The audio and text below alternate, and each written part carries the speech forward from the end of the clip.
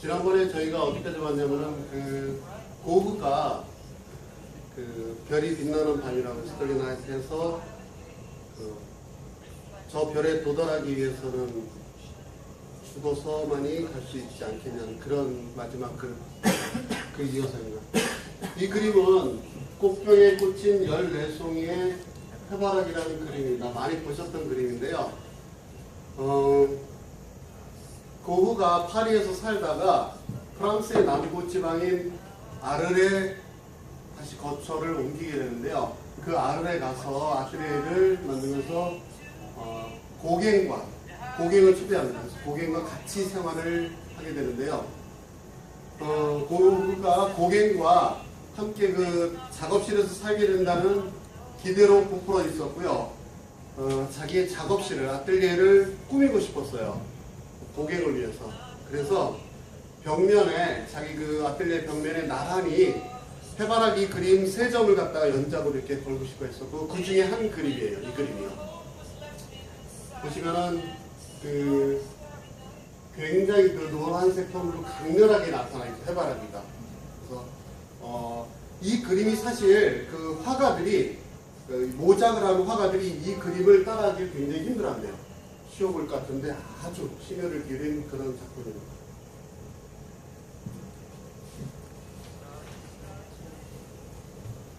고흐는 그 고갱과 함께하는 이유에 대해서 이렇게 이야기하였습니다.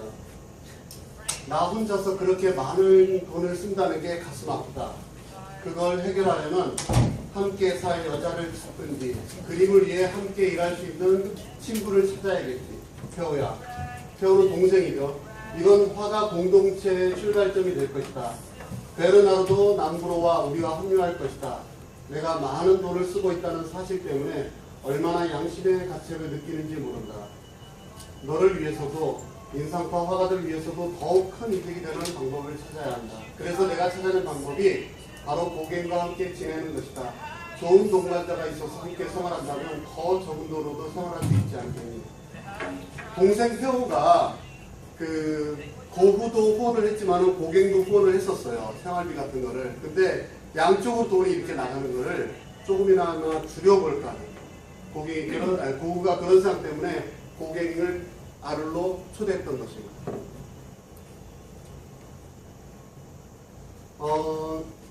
아르레 고흐 집인데요. 바로 이 집이 아틀리에 갔던 그 노란 집입니다.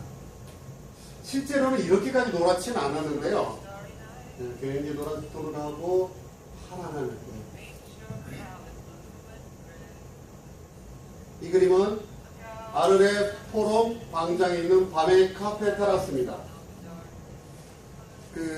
고흐는 밤의 카페에 대해서 뭐라고 표현을 했냐면은 사람들이 자신을 파괴할 수도 있고 또 미칠 수도 있으며 범죄를 저지를 수도 있는 공간이라고 생각한다고 했대요. 굉장히 평화스럽게 보이는 이 카페를 왜 그렇게 얘기했을까요? 사실 고흐는 이 카페에서 술을 자주 마셨는데요. 특히 압생트라는 술을 자주 마셨어요. 압생트라는 술은 인체에 아주 유해한 성분이 있는 그런 독소가 있는 그런 아주 독주예요. 그래서 그 압생트를 많이 마시게 되면은 정신적으로 아주 쉽게 말하면 정신병에 걸릴 수 있는 그런 아주 독소가 있는 그런 술인데요. 고흐가 이런 압센트를 갖다가 자주 즐겨 마셨고요. 결국 압센트에 중독되어서 특정한 색에, 즉 노란색에 집착하게 되었다는 그런 후설이 있어요. 아마 혼자서 밤마다 이 카페에 앉아서 거리를 바라보면서 압센트를 자주 마셨던 것 같아요.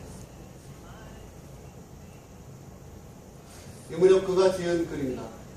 가난이 안겨주는 고뇌. 아무리 생각해도 나에게 우리가 써버린 돈을 다시 벌 수 있는 다른 수단이 전혀 없다. 그림이 팔리지 않는 걸. 그러나 언젠가는 내 그림이 물감값보다 생활비보다 더 많은 가치를 가지고 있다는 걸 다른 사람도 알게 될 날이 올 것이다. 사랑하는 동생아, 너에게 진 빚이 너무 많아서 그걸 모두 갚으려면 내 전 생애가 그림 그리는 노력으로 일관되어야 하고 생의 마지막에는 내가 진정으로 살아본 적이 없다는 느낌을 갖게 될 것 같다. 그러나 그런 건 문제가 아니다. 유일한 문제는 그림 그리는 일이 점점 더 어려워질지도 모른다는 생각, 그리고 늘 이렇게 많이 그리지 못할 거라는 사실이다. 이것도 그 무렵에 그린 그림인데요. 롤랭 부인의 초상. 이 그림 자체로서 보면은 뭐 이게 왜 유명할까도 생각하는데, 그 고흐는 고갱에게 이 그림에 대해서 이렇게 설명했다고 합니다. 막막한 바다 위에서 애를 쓰고 있는 그 아이슬란드의 바다 어부들, 그 어부들이 온갖 위험에 노출되어서 지내고 있는데, 고기잡이 배 선실에서 쉬면서 바라보면은 좋을 그림. 어린 시절 요람에서 흔들리던 때에 감각이 되살아나고 어릴 때 듣던 자장가가 떠오르는 그런 그림을 그리고 싶다고. 그리고 이 그림 옆에는 아까 저희가 보았던 해바라기 그림 있죠. 해바라기 그림이 양 옆에 같이 걸려 있으면 좋겠다. 그래서 이 그림이 유명해졌죠. 롤랭 부인의 초상입니다. 이어지는 반 고흐의 일생입니다.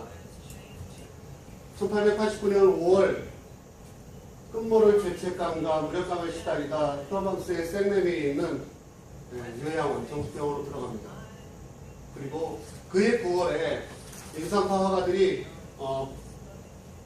파리 앵댕팡댕 그 살롱전을 열었는데요. 그때 별이 빛나는 밤과 붓꽃 두 점을 출품하고요. 평가들로부터 아주 좋은 평가를 받게 됩니다.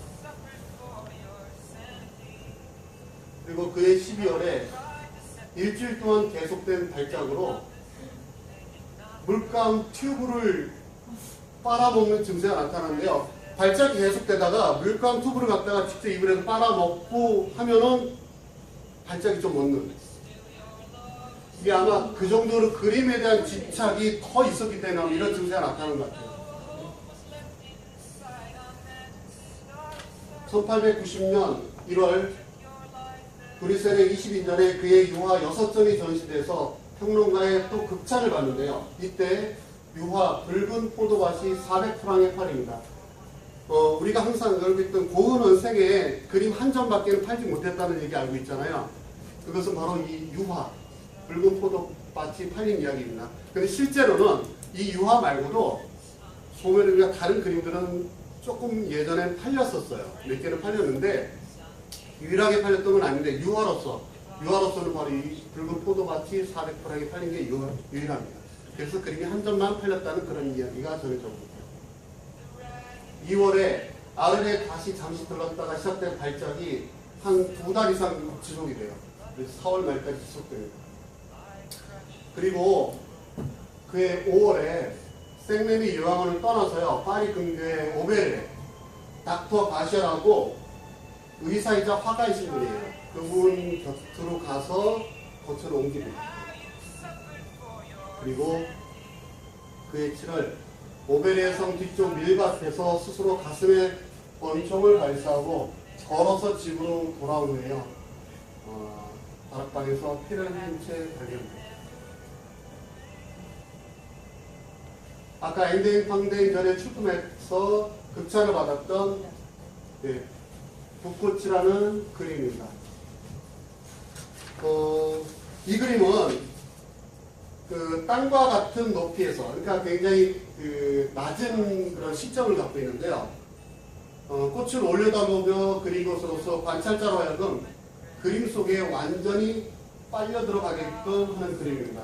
그래서 건조한 땅에 갈색톤은 자라나온 줄기의 푸른색과 대조를 이루고 있으며 짙은 보라색으로 섬세하게 그려진 붓꽃의 강렬한 색채는 수평의 띠를 이루고 있습니다.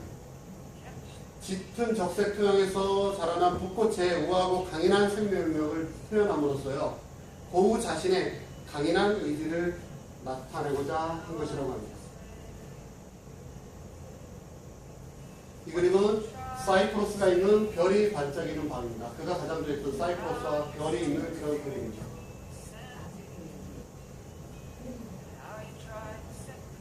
그림도 사이프러스가 보이는 밀밭이라는 그림입니다.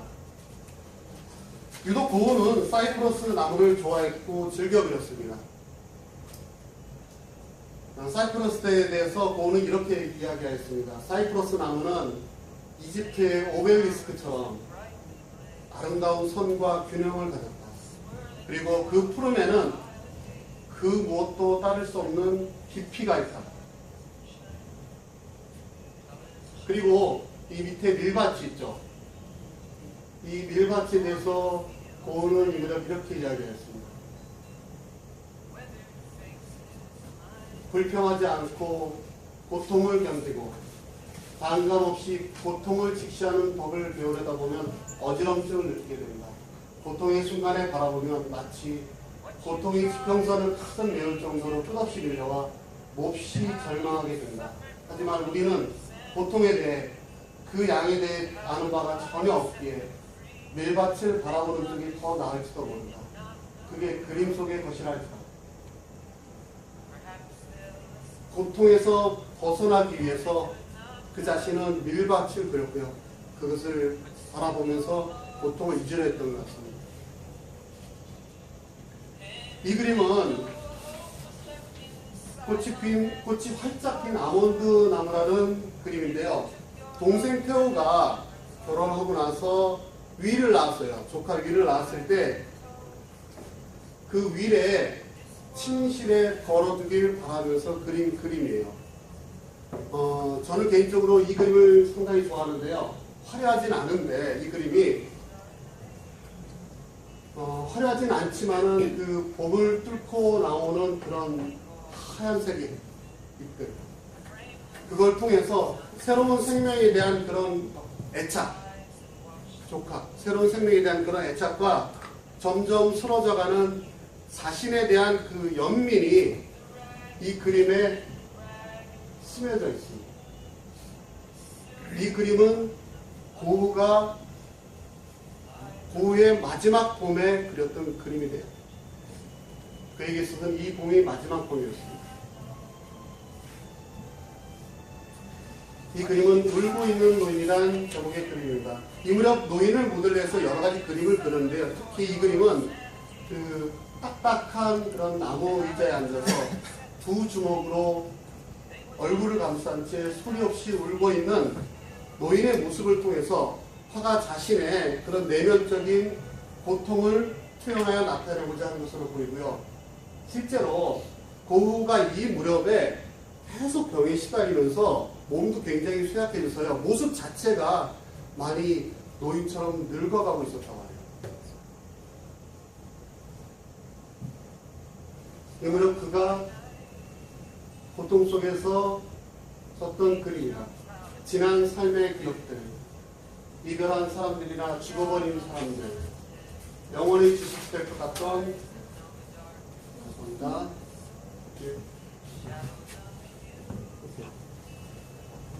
모든 것이 망원경을 통해 희미하게 바라보는 것처럼 기억 속으로 되돌아올 때가 있다. 과거는 그런 식으로만 붙잡을 수밖에 없는 것. 나는 계속해서 고독하게 살아가야 할 것 같다. 가장 사랑했던 사람들도 망원경을 통해 희미하게 바라볼 수밖에 없는 달리 방법이 없습니다. 주변 사람들로부터의 단절감, 그리고 과거에 대한 회상, 그리고 여러 가지로 많이 고흐를 외롭게 했던 것 같습니다. 까마귀가 나는 밀밭이라는 그림입니다. 이 그림이 고흐의 마지막 유작입니다. 고흐는 이 그림에 대해서 편지에 이렇게 설명했습니다. 다시 일을 시작했는데 붓이 내 손가락에서 떨어져 내릴 것만 같더라. 하지만 내가 원하는 걸 정확히 알고 있었기에 큰 그림을 그렸다. 혼란스러운 하늘 아래 펼쳐진 거대한 밀밭 그림이다. 극한의 슬픔과 외로움을 표현하기 위해 이 그림이 말할 수 없는 내 감정을 전해줄 거라 생각한다. 라고요. 이 그림은 매우 거칠고 어두운 그런 낮은 하늘과 그리고 어디론가 줄지어 날아가는 까마귀들을 통해서 현재의 고통을 벗어나 미지의 세계로 가고 싶은 고우의 절망감을 매우 강한 색감으로 표현한 그림이고요. 고우의 그림 중에 가장 유명한 그림 중에 하나입니다.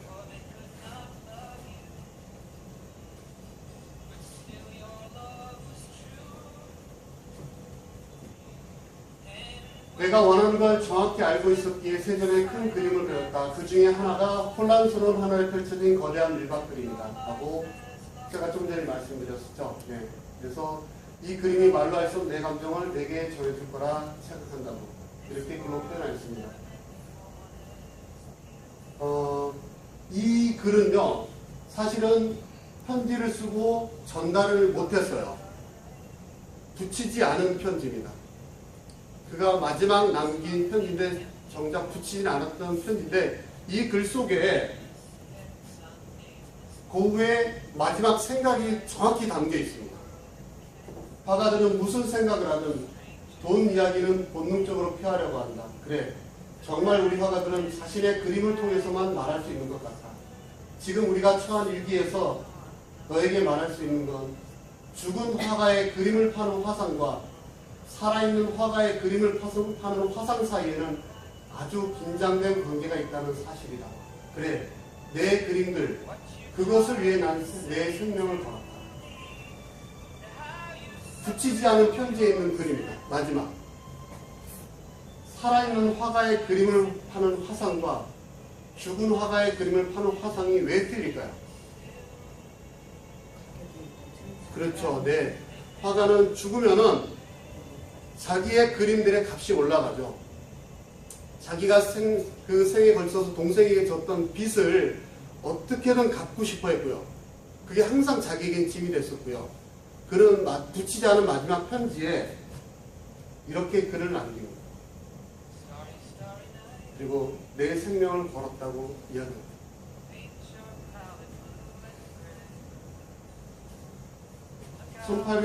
1890년 7월 27일, 20분 이전에 7월 27일에요. 밀밭에서 본인 스스로 가슴에 리볼버 권총을 발사했는데 즉사하지 않아요. 아마 심장을 비교한 것 같고요. 걸어서 그의 숙소인 여인숙으로 돌아와 침대에서 발견됐고요. 이틀 뒤에 연락을 받고 온 동생 태호가 바라보는 가운데 이런 말을 남기고 삶을 마감합니다. 이 모든 것이 끝났으면 좋겠다. 이분 혈액형 A형이에요. 혈액형까지는 제가 굉장히 소극적이고 저희 막 학기 초에요. 막 그 자기소개할 때 그런 애들 있잖아요.